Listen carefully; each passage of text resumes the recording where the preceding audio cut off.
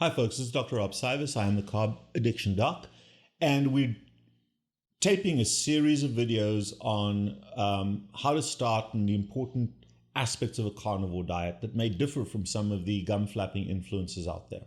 Today we're going to talk about the underlying biology of how to revamp and reset the hormonal cycling in the human body and why it's important.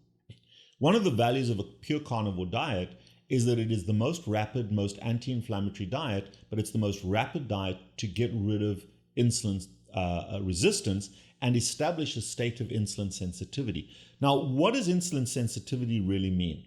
Okay, directly, specifically, it means that you need very little insulin to get sugar into your cells, that the cells are desiring a small amount of sugar and that very little insulin gets it in there, because when those cells desire sugar, they will ramp up the number of insulin receptors for cells that use insulin receptors to get the sugar into the cells. So insulin sensitivity is about having a high number of switched on insulin receptors where a very small amount of insulin in your bloodstream is adequate because of that number of receptors, where there are more receptors than insulin, to get that sugar into the cells.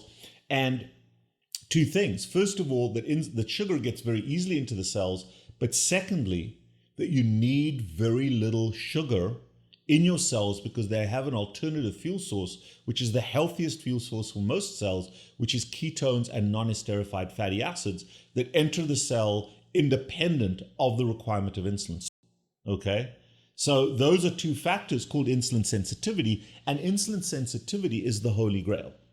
And as eating human beings, we go through 3 cycles, and the objective here is on a daily basis, in a very tidal way, to cycle through all 3 phases. So when you establish a carnivore diet, it is very important to bear in mind and to measure the 3 phases of hormonal cycling and drive your carnivore diet by eating pattern to restore these 3 cycles. So let's talk about them.